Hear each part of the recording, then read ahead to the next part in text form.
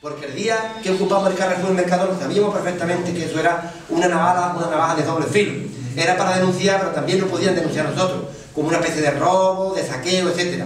Lo hicimos bastante bien, delante de la prensa, delante de los medios de comunicación, porque el que va a robar seguramente va de noche con la cara tapada. Nosotros fuimos a cara descubierta delante de toda la prensa. Pero sabíamos que eso tenía el doble filo, y lo intentaron, ese doble filo lo intentaron, ridiculizarnos, intentaron criminalizar la lucha, intentaron ridiculizarnos, nos llamaron a la televisión, a Telecinco, a la 4, incluso a la Intereconomía, a todos sitios nos llamaron. Alcalá de Guadaira, es decir, todo el cinturón, evidentemente, de Sevilla, en este caso de Andalucía, la economía se ha basado fundamentalmente en base a la construcción del ladrillo. Como se ha caído el tema de la construcción, ha tirado de todos los sectores que estaban vinculados a la construcción, sea carpintería, sea las herrerías, sea los fontaneros, electricistas, el transporte, los porveros, y esto ha tirado todo. Y Alcalá también ha entrado dentro de ese decaimiento de la economía del ladrillo. Por lo tanto, tanto Dos Hermanas, como Alcalá, como Mairena, como todos los pueblos importantes del cinturón de Sevilla, hay un paro alarmante y un paro dramático, incluso con mucha más dificultad que para tirar hacia adelante algunas veces que en los pueblos, a pesar que en los pueblos estamos ya pasando el 40% de paro. Pero en los pueblos la vida incluso se sostiene de otra manera, un poquito más barata que en las ciudades y en las grandes ciudades, ¿no? Y yo creo que Alcalá necesita recomponer fundamentalmente la asamblea de parado y empezar a exigirle tanto a los ayuntamientos como a los gobiernos medidas concretas para que se reparta el trabajo, para que no haya enchufismo, para que realmente, bueno, lo poco o mucho que haya se vaya repartiendo lo mejor posible y sobre todo para plantearle al gobierno medidas concretas, ¿no? De planes de renta básica, de algún proyecto importante para arreglar, en fin, calles o jardines o parques donde se puedan contratar a personas, incluso ayuda de emergencia para familias que no tienen absolutamente nada, ¿no? Bueno, estamos hablando de lo mismo, es decir, el sistema intenta criminalizar a los que luchan. Y entonces intentan ridiculizarnos, criminalizarnos y desvirtuar nuestras acciones. Pero yo creo que la sociedad se ha ido percatando en estos momentos de crisis que el sindicato lleva razón. Cuando en el año 2008, que nadie salía a la calle, empezamos a ocupar a los bancos, el Banco de Santander, y empezamos a ocupar las inmobiliarias que habían hecho la especulación con la vivienda, todo el mundo no se situaba bien. Pero hoy nos alegra que los distintos sectores de la población estén dándole razón a este sindicato, porque los bancos han llevado los dineros, no hay control sobre ellos, no hay ningún tipo de mejora a la hora de haberle dado 200.000 millones de euros y son los culpables, o en parte los culpables de esta situación.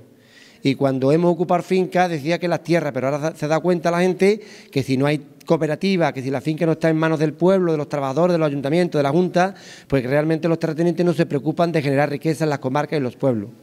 Y a mí me parece que la lucha del Carrefour y del Mercadona era para denunciar el hambre que está llegando a muchas puertas de trabajadores en Andalucía.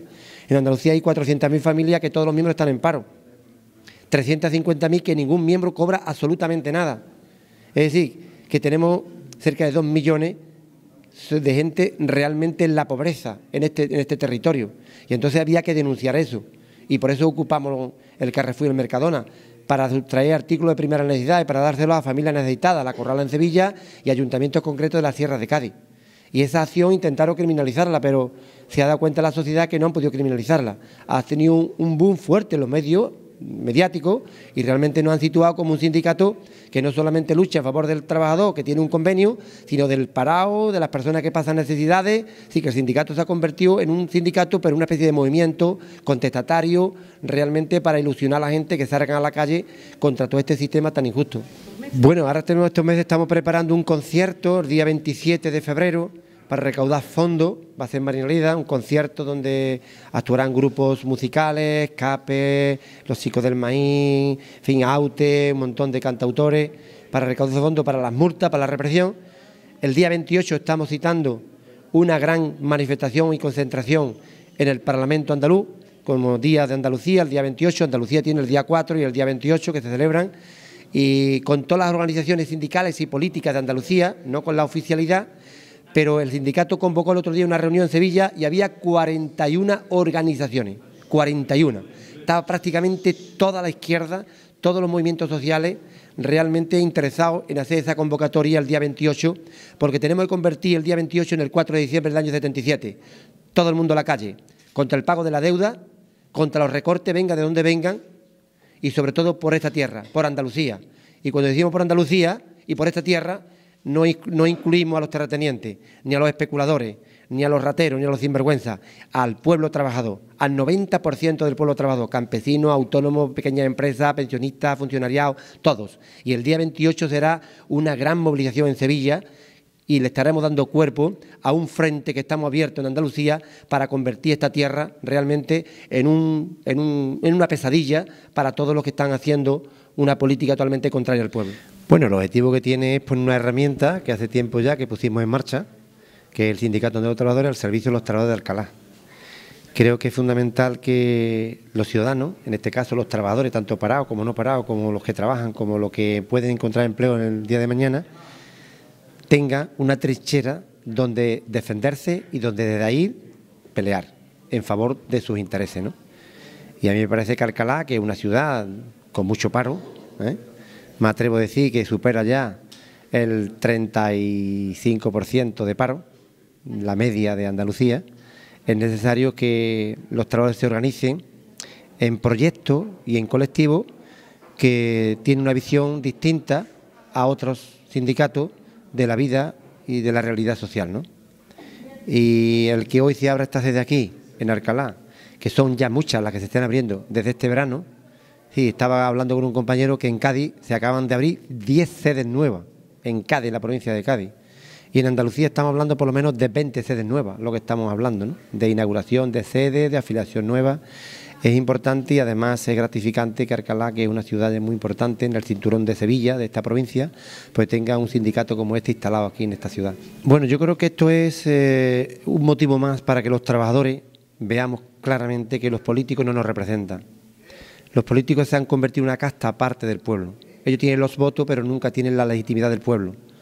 Ellos controlan los medios de comunicación de masa, no este que vosotros tenéis en este momento, controlan la prensa, controlan porque tienen el dinero, pero a pesar de que ellos controlan todo y pueden manipularlo todo, la verdad es que no tienen la legitimidad del pueblo. El pueblo nunca le vota a nuestros políticos para que haya 6 millones de parados en el Estado español, ni 1.500.000 parados aquí, ni los políticos realmente tienen el consentimiento del pueblo para que las pensiones recorten las pensiones o las congelen o incluso pongan la jubilación a los 67 años, ni para que quiten los 400 euros, ni para que suban el IVA, ni para que suban el gas o permita que suban el gas y la electricidad, ni para que realmente le den a los bancos 200.000 millones de euros. Los políticos no tienen ese consentimiento del pueblo. Por eso los políticos se sitúan en la ilegalidad. Y no solamente en la ilegalidad, sino que se atreven, tienen la osadía y la poca vergüenza y la poca dignidad de robar, de meter la mano en dinero que no es suyo, como los casos de los ERE o los casos del Burke o un montón de casos de los políticos, ¿no? De estos dos grandes partidos que se han convertido en los dos grandes usureros y rateros y trisleros de la política en el Estado español. Bueno, independientemente que se financie ilegalmente, si se financia ilegalmente, lo que tienen que ir a la cárcel. Y para eso los jueces tienen que tener independencia. Es decir, lo que pasa es que los jueces, el Poder Judicial, cuando dice seamos independientes, siempre tienen la mano de la política, intentando por todos los medios la presión para determinar qué tipo de sentencia es la que van dictaminando en cada momento dependiendo del color político, dependiendo de la influencia política. No es lo mismo que pasa con el sindicato, los jueces con nosotros son muy duros y nosotros lo que hacemos es luchar en favor de los trabajadores, pero la represión es brutal. Sin embargo, vemos como los grandes banqueros se llevan los dineros, como los políticos meten las manos, como el Partido Popular o incluso también el Partido Socialista, todo, porque claro, el Partido Socialista, el caso de los ERE o el caso de antiguamente de los Guerras o el caso, por ejemplo, de la Guardia Civil, directores de la Guardia Civil, en fin, que ha habido también muchas meteduras de mano en los fondos públicos. Son dos grandes partidos que han gobernado el Estado español, que los dos son culpables de la crisis, que los dos son culpables del paro y que los dos son culpables de la corrupción política, y por eso el pueblo está tan cansado y tan harto de ver unos políticos realmente que no nos están llevando nada más que al caos económico, social, cultural, a todos los niveles. Y por eso el pueblo está legitimado para luchar y para cuestionar su legitimidad, porque un partido como el Partido Popular, en este momento, que promete en su programa electoral una cosa y hace lo contrario, se sitúa en la ilegalidad. Y el pueblo está legitimado para decirle que cambien. Y si no cambia, que se vayan, porque no representan a los pueblos. Claro, tiene que haber otra forma de política. Es que no es que hay otra forma, es que debemos hacer. Es una obligación ética y moral hacer otra política.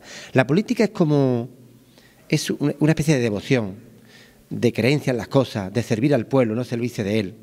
Y hoy los políticos se han convertido en unos privilegiados, en salario, en coche, en dieta, en privilegio, en todo. Y la política tiene que ser para servir al pueblo. Por lo tanto, la política como los misioneros. Piden algo los misioneros cuando se van a África, se van a algún país del tercer mundo. Las políticas como las monjas o como alguna persona que realmente empieza a cuidar a los ancianos y cuida cualquier residencia y nunca pide nada a cambio, simplemente su militancia. La política hay que dignificarla y por eso hace falta una nueva forma de hacer política, servir a los pueblos. Y por lo tanto eso es lo que nosotros entendemos. En el mundo sindical también servir a los trabajadores sin ningún tipo de interés ni ningún tipo de privilegio, y en la política exactamente igual. Si los políticos tuvieran un salario como los de la construcción, o como los de sanidad, o como los del campo, por salario, seguramente habría menos políticos en este momento. Pero ser político con 6.000 euros en el bolsillo cada mes, dame pan y dime tonto, no le importa nada. O ser político con el privilegio de tener chofer, secretario o secretaria, dieta y chalet y casa y un gran... La verdad que esos políticos no nos representan. Si los políticos, repito, tuvieran un salario, como todo el mundo, como todas las personas que trabajan, igual algunos dirían a los 4 años que entre otros que yo ya he dado bastante. Pero como ganan mucho y tienen mucho privilegio, que no entre nadie más, nada más que yo. Yo creo que los sindicatos somos víctimas de nuestras acciones, de nuestra práctica. Y la práctica de UGT y de Comisión Obrera, que la valore el pueblo, que la valoren los trabajadores. Cada uno es víctima y preso de su propia práctica. Lo que sí decimos nosotros es que los sindicatos no pueden pertenecer ni a partidos políticos ni pueden pertenecer al Estado. Y para que no pertenezcan tienen que tener una independencia económica, porque quien paga manda. Y si esos sindicatos que me acaba de decir son financiados por el Estado, están totalmente atrapados sin poder hacer absolutamente nada. Y buscamos la independencia económica y la independencia política, que es lo que el SAC en este momento representa. Independencia económica, independencia política. Solamente obedecemos las asambleas, a los trabajadores, a los comités, a los centros, a los comités de empresa, a las secciones sindicales, a la asamblea de los pueblos, a la asamblea de los barrios o del sindicato del distrito. Solamente obedecemos eso. Por lo tanto, tenemos esa independencia y nos da pie a luchar como hemos hecho durante todo este verano, sin importarnos lo que nos digan o lo que nos hagan, a pesar de la represión que este sindicato tiene encima. Dentro de nuestra casa, decir a los políticos que no nos representan, que es mentira, que tendrán nuestro voto, pero nunca la legitimidad del pueblo, porque no nos representan, porque el pueblo nunca vota para que haya 1.500.000 personas en paro, ni ha votado para que haya 6 millones en el Estado español, ni ha votado para que nos recorten las pensiones, ni para que le celeden a los bancos los 200.000 millones. El pueblo no vota eso, ni los que votan al PP, ni al PSOE, ni a Izquierda Unida, ni al PEA, ni ningún partido votan eso, y por lo tanto están fuera de la legalidad ética y moral. Y el pueblo tenemos la razón y tenemos que combatirlo. A la cabeza, a los políticos, que después son los que hacen leyes para favorecer a los banqueros, para que evadan los capitales, para que estén los paraísos fiscales, para que nos roben, para que se lleven los jeres, o el caso Dur, que es de la madre que los parió a todos. Y por lo tanto el pueblo tiene que salir a la calle, y el 28 es un buen día para salir a la calle. Y por eso yo creo que es muy importante que todos en las distintas provincias nos reunamos con todas las organizaciones, igual que en Andalucía, para darle cuerpo a ese 28 de febrero. Todo el mundo a las 11 de la mañana en el Parlamento, a ocupar el Parlamento, y después manifestación a donde dan las medallas. ¿Por qué? Porque no estamos de acuerdo que sigan dando medallas. Las medallas hay que ponerlas en la calle, en la economía, para favorecer el trabajo y la dignidad de nuestros pensionistas y la dignidad de las mujeres, los derechos de las mujeres, y de recuperar los funcionarios sus derechos que están perdiendo. Todo eso lo tenemos que conquistar con la calle y con la lucha.